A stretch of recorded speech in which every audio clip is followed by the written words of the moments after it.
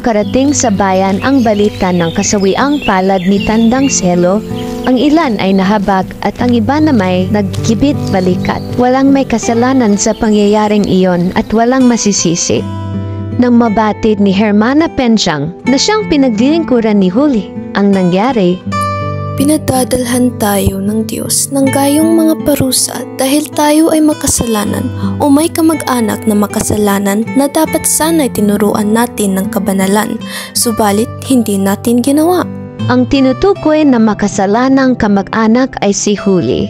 Sus Mariosep, akalain ninyong ang isang dalagang maaari ng mag-asawa ay hindi pa marunong magdasal. Kung dasalin ang Aba Ginoong Maria ay hindi man lang humihinto sa sumasaiyo at sa Santa Maria ay hindi man lang humihinto sa makasalanan na siyang pagdarasal na dapat gawin ng isang mabuting Kristiyanong may takot sa Diyos.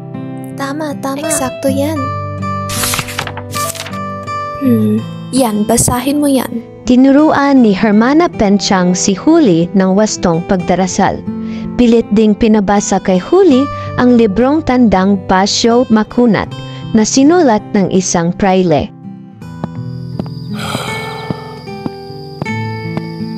Lumuwas sa Maynila si Basilio upang kunin ang kanyang natipong kwalta upang matubos si Huli.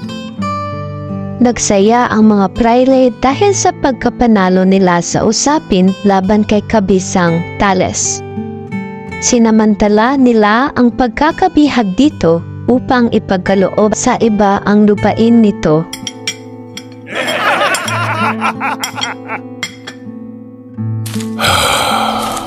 Nakalaya si Kabisang Tales sa tulong ng kuwaltang naipon ni Huli.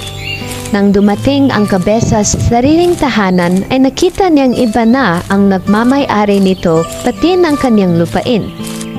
Napaupo na lamang siya sa piling ng kanyang ama at hindi na halos nakapagsalita sa buong maghapon.